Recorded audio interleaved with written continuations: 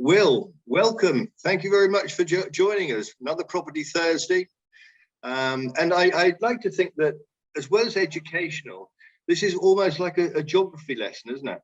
Going around, we've done Derby, we've done York, Manchester, Birmingham, London, and today, Stockport. And I must tell you, I've never been to Stockport, so I'm looking forward to hearing all about it. Will. Thanks, Chris. Thanks for having us on today. And yeah, we'll be launching the Stockport project that we're just bringing to market next week. Myself and Jeremy will run through some slides all about this this particular area on the fringes of Manchester. So I'll just work out how to go to the next slide. There we go. So we'll do a tiny quick overview on IP Global, just in case there's a few new people on the call that haven't heard about us. We'll look at Stockport, we'll have a quick look at the Manchester economy and what's driving the property market there. And then we'll talk about the new launch, and then we'll take some questions. Any questions throughout? I'm sure you can just put them in as well. So look, I think most of you know who we are. We're IP Global. We were founded in 2006 by our current chairman, Tim Murphy. We're a unique business. There still aren't many businesses like us because we're a co-investment. We operate sort of a co-investment model that we call an underwrite. So we are effectively committing to purchase in bulk with developers and then selling on to clients. That's our model. So we offer developers, if you think about it, an exit strategy. They can come to someone like us. They can take an injection of cash. We put down deposits on units and then we sell them on. So from a developer's point of view, it's a very hands-off exit process. This means that we can get the prices down as far as we can, and we make our money by selling them a little bit higher than where we buy them. But that's our model. It's very unique. It gives us access to unique projects and interesting things that we otherwise probably wouldn't be able to get our hands on. And this project is probably a classic example of that. We've got all the additional services which you all know about, which Holborn provide in terms of sort of support for clients. Now, just in terms of what we've been up to in Manchester, obviously because Stockport is close to it, we've been investing there since 2015. That was our first, one of our first launches. The Assembly was our first kind of big launch. We did a little project just before that. Really nice scheme right in the centre near Oxford Station, Oxford Street Station. We launched to market in 2015. It completed at the back end of 2016, and it's a great scheme. And to date, the evidence in the market suggests that prices have risen about, on average, 38%. Central Manchester's been doing very well over the last few years. Trafford Wharf was a little bit later. That's down in the Media City area, offering a little bit more value than city centre. We took one of those buildings, the one on the left-hand side. And again, we launched to market. There was a significant build time of about 3 years. It completed in, gosh, I get confused now. Was it mid last year, wasn't it, Jez? 2021? Yeah. I think specifically that project is probably one of the best examples we've had in recent times of getting into markets earlier. I mean, obviously people have been talking about Manchester for some years then, but it's that kind of slightly outside the city centre and kind of finding that value in market. Because when we were buying this at, just over £300, about 320 per square foot or so. I mean, that was, where the market was at the time, but that's been one of the biggest growth stories around of the city in that period of time. So, it was nice for us to be able to show that it was a building of 2 towers, and the second tower was on market come completion, only 2 years later, some kind of up to about 25% higher prices, probably on average about 17. But that's we're quite proud of that, being able to get into these markets at the right time is the question. Also, there was a tram that was completed which parks straight outside the building and takes them straight into the working areas. Also, it did overlook the canal as well, didn't it? So it was a particularly nice building with a concierge and all those other special things as well. So price increase since then, 17.5. That's pretty good going. Yeah, that's being conservative, which we always are, to be honest with you. Okay, so basically, why are we looking at other things? Because those locations have gone up in value, and it's difficult for us as a business to go and commit to buying at those kind of prices when we were buying in those locations a few years ago so much cheaper. So we're very much of the view that central Manchester is expensive. Our view is it's a little bit hot. I think it's still a good market, but we think there's better value in the fringes. So Stockport, you probably don't know it, but Stockport is a little satellite town just south of Manchester. I've dropped a pin there so you can see it. 5.5 miles to be precise, south of central Manchester. And it's seeing a lot of benefit from the economy. So just a few key facts. In fact, Jeremy, I'm going to hand over to you, aren't I?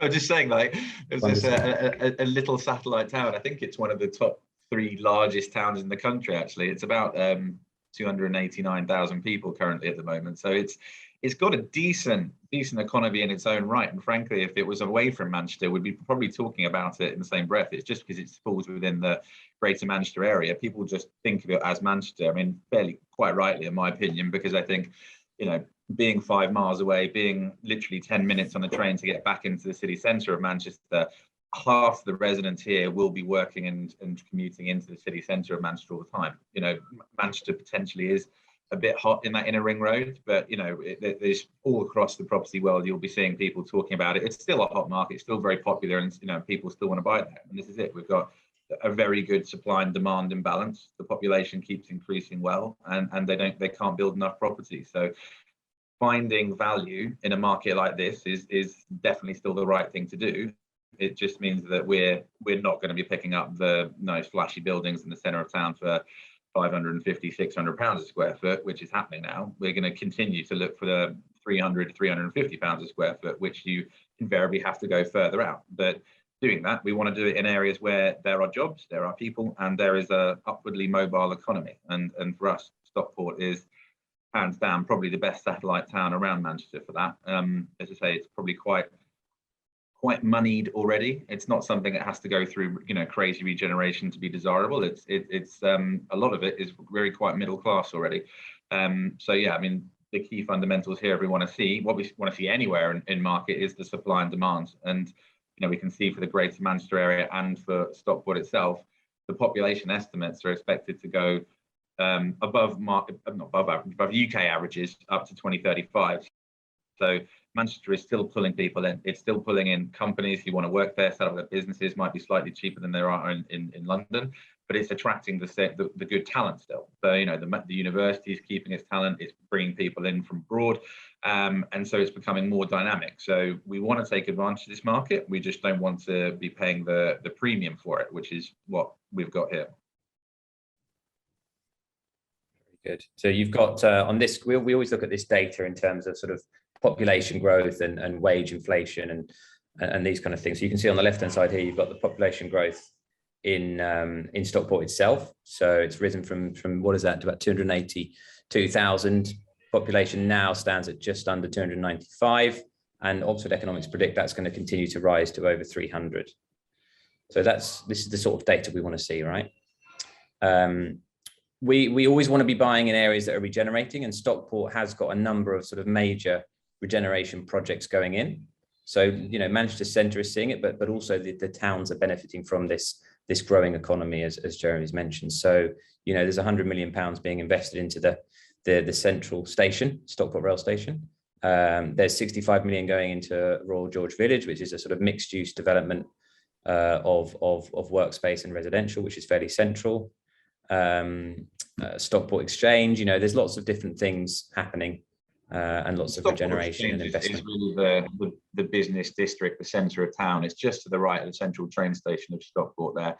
So it's that kind of you know, lighter shade of grey shaded area if you're looking at the map. And we'll bear this in mind for where we are, and in terms of our project we're launching, it's going to be just north of that. So you know, within about a 12-minute walk to get back to the centre. But yeah, just kind of bearing in mind the amount of money being spent here for the size of town, you know, a town around 300,000, this probably represents in the region of, you know, just under £1 billion worth of regeneration costs. And that's massive for a size like this. So what we're looking at really is a sustainable and predictable change over 10 years for what this place is now and what it's going to be in 10 years' time. It's going to be a richer, more attractive place with better jobs in it. And that's music to our ears as investors. And it's also worth noting that some sizable companies have recently moved up into that area, which is where, you know, the tenants are going to come from. You know, people like the BBC, ITV have all relocated out of London.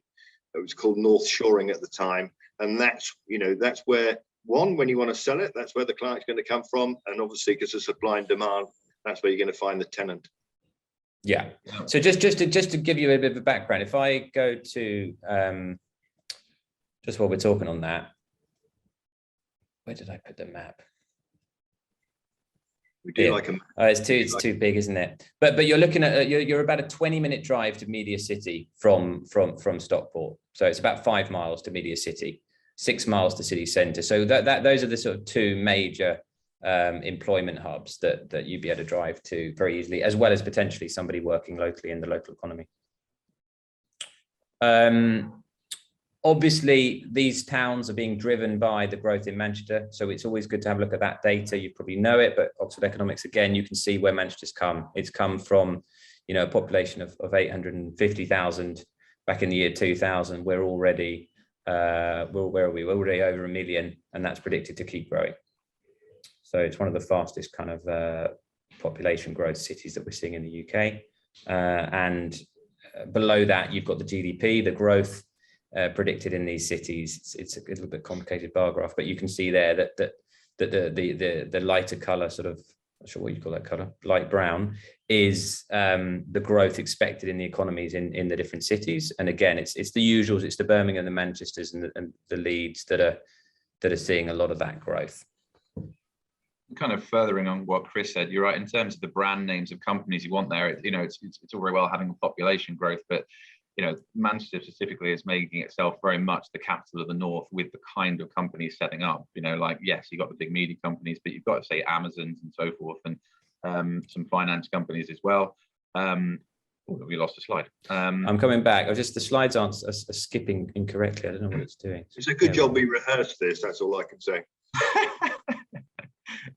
It speaks for itself. Yeah. Start again, shall we? I know what I'm doing. I'm clicking on the mouse and it's jumping two slides. This is live, everybody. This is live. This is the BBC at its very, very best. I was thinking where they've gone. Right, Jeremy. I'll tell you, whilst you're doing that, price per square foot, Jeremy, you're an expert on that. So if you're looking at central Manchester and then and going back to, say, one of the ones, the flagship ones you mentioned earlier on, and then looking at Stockport, what is the difference? Can you say is the price per square foot from just going that 6 miles or 5 miles, as you say, out of Manchester? From the peak to where we are here, probably one of the nicest things you'll find in Stockport at the moment. It's pretty much half. It's pretty much half price. You can find nice new builds, in the centre of Manchester now for top end for £600 a square foot. Anything in the middle in a ring road's kind of moving from £450 upwards there. So look, to be able to find £300 a square foot within, an incredibly livable distance. A lot of us, if you're English, might have lived in London. The kind of journey times you do there to go to work, you can travel an hour inside the city, from going from one place to another. I know there's a train, you've got buses, and you've got your own car, but you could cycle there in the summer quite easily. Even Will Page could cycle that far. Sorry for my issues with the slides. I don't know why it does that. It's skipping on too. But we're back to Manchester here. So again, you're just seeing the unemployment rate dropping in the city, coming all the way down to almost 6% now. And you can see how household disposable income is going up. So, Chris has mentioned all these big companies moving to the city. People are earning a little bit more money. More people are being employed. Unemployment's coming down. And this is what leads to property value growth. Right, I mustn't use my keypad because it's something strange. There we go. That's the next slide. It's a small one then. It's boutique. It is. It's boutique. Yeah, it's it's red brick. It's effectively what we have here is an old mill building. A lot of buildings you'll see around Stockport around there are quite nice looking. It's kind of old Victorian. It's where there was the big boom in those times is where they built a lot of these properties. So this was actually an old rope factory where they would build rope. So it hasn't been that for a long time, but the developers got it, and they're going to be making just 18 2-beds in here. So you can imagine kind of how easily they're going to rent, and assimilate it into market there, because it is a very attractive building. We know certainly that, different people have different opinions all over the world, but English people like to rent in things with character. They like that kind of property. And so to have something like this at the price it's at, we're ranging here basically all 2 beds from about 155 up to about 199,000 pounds. Which basically will rent at, around 6 to 6.5%, which is about as high as I think we can get in established markets in the UK these days, in a safe, good place. So yeah, this is in my mind, an excellent portfolio property. It's something that's, high yield, for people who are worried potentially about inflation and mortgage rates going up. It's a very good high yield, so it's going to keep your head above water on a monthly basis there, and it offers itself, excellent growth potential because we're buying it at a good price. And it's easy to see 2 beds, from middling prices there about 175. It's easy to see them moving to £300,000 in 10 years. Much easier it is than to see pricier stuff in the centre of the city, doubling it in that period of time. So this is perfect. This is value for us. Jeremy, a question's just come in. This is obviously a CGI, and can you just talk us? Is that original and then a new bit on top, or how is it? Somebody's asked, can you explain the picture? In my mind, it's the perfect scenario for a refurb there, because you could get refurbs with slightly kind of niggly, internal walls, which you can't change and things like that. This effectively is just those red brick walls you can see there. That's what exists currently. That's what's going to be retained, and effectively they're going to be sliding a new build smacked right into there. So they get to start from the beginning. It keeps costs down in that regard. But it still gets the kind of the bonus of looking lovely and being very attractive to local renters there. But it's going to be nice, clean, square units, no kind of funny corners or annexes and all that kind of stuff. And it just means, you can maximize price per square foot, and it's, no issues with the, energy efficiency ratings, the EPCs, which are getting increasingly important. And it's, Another question's come in. What surrounds it? I know this is CGI, buildings, other properties. Oh, there we are. So to the left of that picture, Bill can talk about some of the facilities and so forth around, but literally just in the streets around it. To the left of that picture, this is actually all real cobbled streets. So literally kind of from, I don't know, what is it? Corrie, or I think the Hovis adverts, you know what I mean? It's like that, but it's actually in just opposite the property is a flat stone, was it dry stone wall, as we call it, isn't it? That runs along the side. But there's 4 streets of, established Victorian terraced housing on that side. So it's an established residential area. And then on the right hand side, it's the start of a retail park. So you've got an Asda supermarket just to the right hand side here, one of the larger ones, and then beyond that's like a Wickes and a Halfords and so forth. And so the entrance to that Asda is on the far side of it. So there's no kind of through traffic, there's no noise there, but that's it. You've got an employment hub with that retail park on the right hand side, and then residential to the left. I tell you what I like is we only discussed this last week and said let's do a property Thursday on it. It is just being launched, isn't it? It's not out there anywhere else. This is it. Only 18 units. Am I right? Yeah, we're planning to launch next week. Yeah, so it's good. Questions come in. Sorry if I'm messing you around with your slides. But always a question that comes in. Mortgages, has it been sanctioned? Has it gone out to lenders? Are we all happy? And I know I say it every week. I know you can get 75% out there, but I like to stick to being safe and say 65%. Would you agree with that? Yeah. I mean, we wouldn't bring anything to market, and if it hadn't been sanctioned by the banks and so forth beforehand. So yeah, absolutely, everything's been double checked there. And it depends on where you're based, where the client's buying from is what kind of LTV would advise them to do. But you're right, everyone being able to afford 65% is the safe margin, and there are a number of banks out there at the moment who would go to 75, and 1 or 2 go to 80. But I think that's a luxury to choose right at the end if it's possible. But it's a property that's priced well, definitely. And it's worth putting in at this point. Of course, we do have our own mortgage department that we use, and they've obviously been and seen it and sanctioned it. So we do have a number of lenders that, and I go and I say this every week. Do get yourself what we call DIPS, decision in principle, if you've got any doubts. But anyway, sorry, I interrupted. No, the good questions, Chris. But on that as well, guys, it's 250-year leases. The ground rent is 0.1% of the purchase price. These things are important when you're getting a mortgage as well.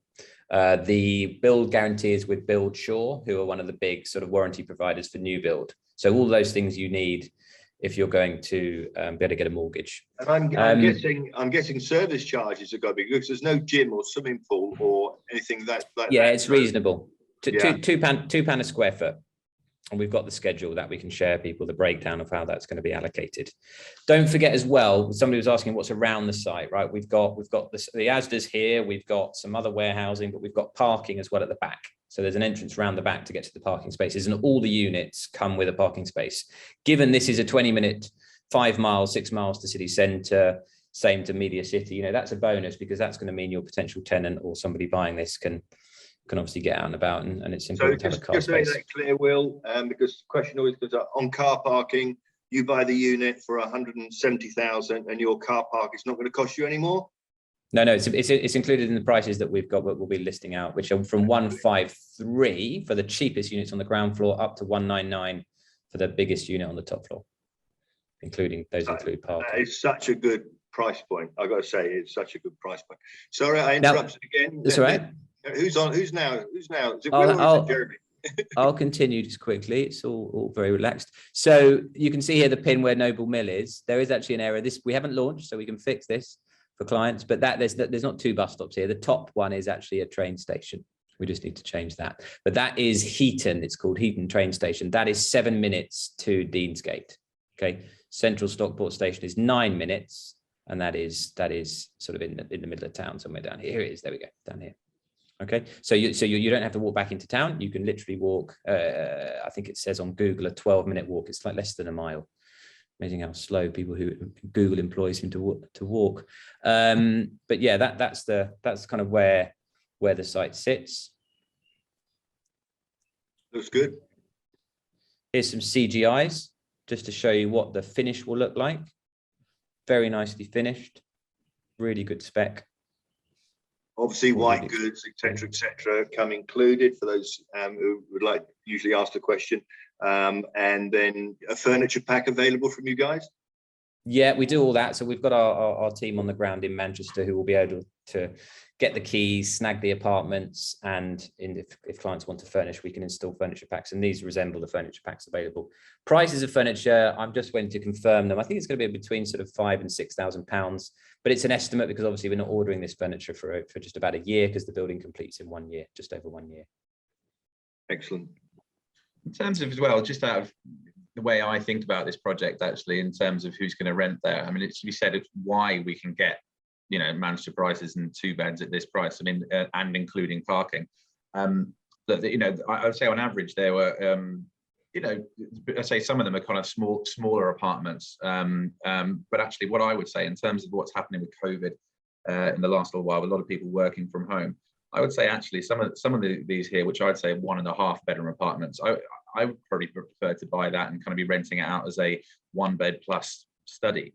Actually, I think this is the kind of thing which is going to be very popular, to someone who can, have their own space, have their, private study on the side, and be able to, that would still rent very, very well.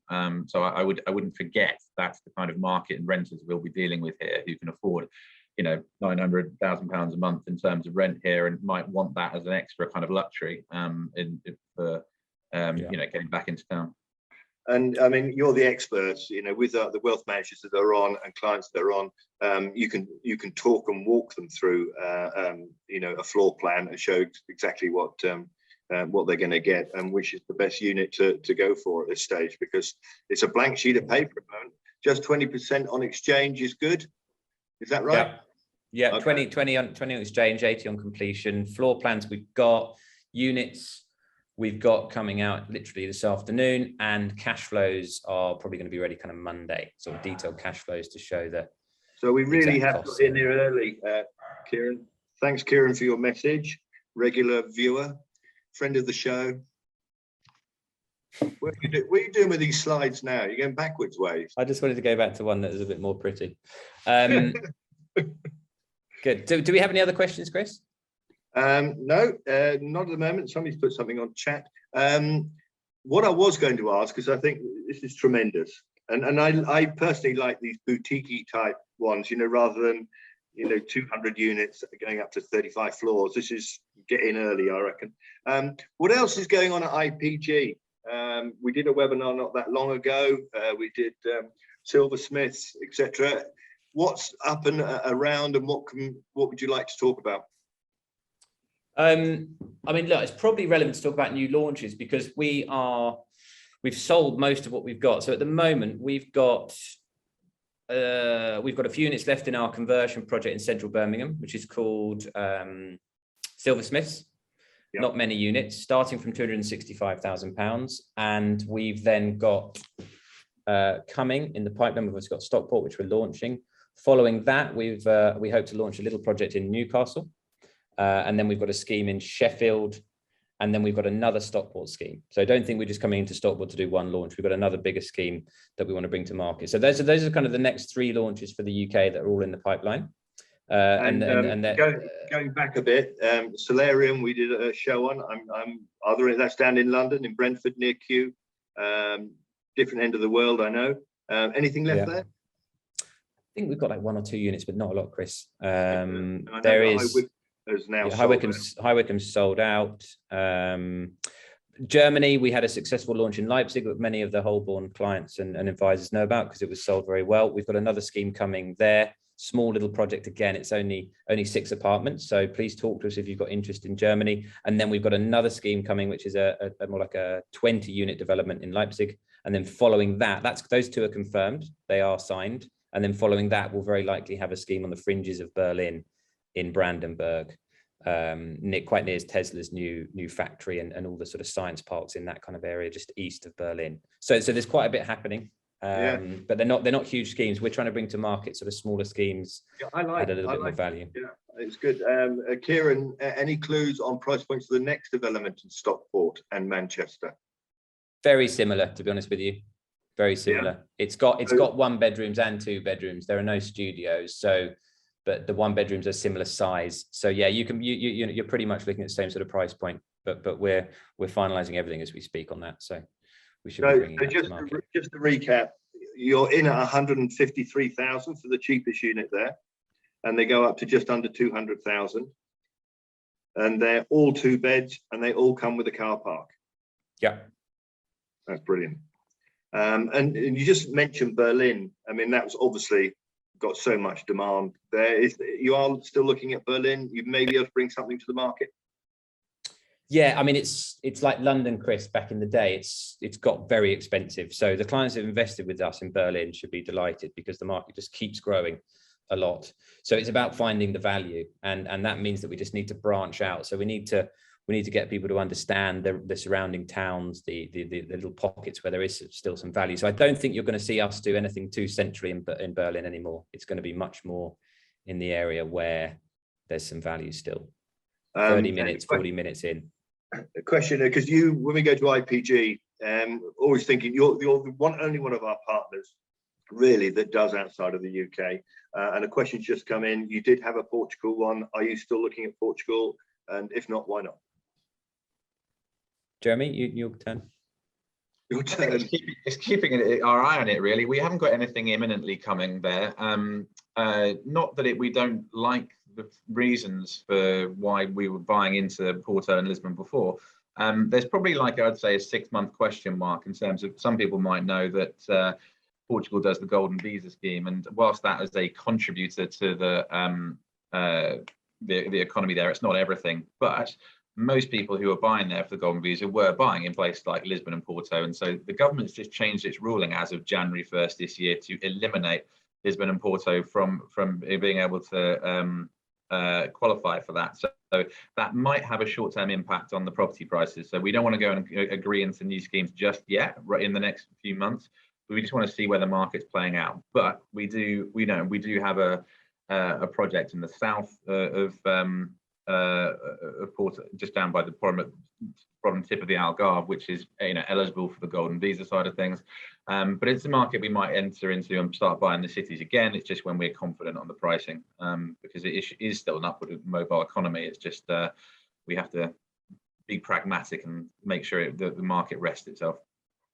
Kieran Bobka's raised her hand, but I actually never know what that means. Does that mean we can let her speak, or did she just hit the wrong button? If you've got a good question, Kieran, just let us know. Somebody else has asked a question. Right, you say you're launching next week, but here we are on Property Thursday talking about it now. Can people pre-reserve, and what's the format? What do they have to do? Just give us a call. We're talking to clients now, and we can we can discuss. Thanks for that. Just give us a call. Yeah, you heard it, everybody. Just give them a call and they'll reserve it. Or you can come back. Give Chris a ring. Give Chris a ring, and he'll connect you to us. If you don't have our details, our emails, or our phone numbers, wealth manager or whatever. But and then the reservation fee is 5. 2.5. 2.5. Okay. Oh, that's a good point, Chris. We'll be running an exchange incentive. So if clients put down 2.5 to reserve, then as long as they exchange within 28 days of getting the contract, not when they reserve, but they get the contract, which it probably follows a couple of weeks later, then we will refund them 3.5. So that's a sort of £1,000 contribution, if you like, towards their legal fees. But that deadline is strict. We want it to keep clients focused and get deals done. So please just note that there won't be much flexibility on that, but that'll be an incentive. Oh, that's a nice, towards, as you say, solicitors' fees. The cash flows, you said it should be available end of today, or did you say next week? Sorry. I think Monday. Yeah. Monday. Okay. All right. Well, I think that's it then, guys. Jeremy, did you want to say something? Oh, no, I was just going to say that in terms of that point there, just in terms of some level of comfort, this is, marketing materials have just been finished. We've only had them for about 2 or 3 days here. So it's not like all clients are basically going to be getting this information at the same time as of now, basically. So it is a short time before when we launch, but I would probably say for most of our investors who are at this level, it's not something you probably have to stew on for a long time, because it is super affordable, it's high yield, and I think we can get some easy information to you even by this afternoon, which you can WhatsApp out to people, have the conversations over the weekend, and if you want people to be ready, we can make them ready for when we're launching. That's brilliant. Just in case anyone was wondering, it was Kieran Bobska's cat that went onto her computer and raised a hand. So everyone, don't panic. That's brilliant. Thanks, guys. Short and sweet. There's no Property Thursday next Thursday because the Portugal Passports is doing a webinar at 1 o'clock. So there's a quick advert for them. So I'll be off next week, so I'm sorry. But the good news is these are all recorded, and you can go onto our website and you can actually binge watch all of them, which is a great way to spend a weekend. Thank you, guys. Jeremy, thank you, Will. Thanks everybody for jumping on. Yeah, your wealth manager. If not, just get hold of us and we can send you, as Jeremy said, even today. That's how quick we are. Okay, everybody, thank you very much. Cheers, guys. Thank you. Thank you. See you later. Thank you, Miltos.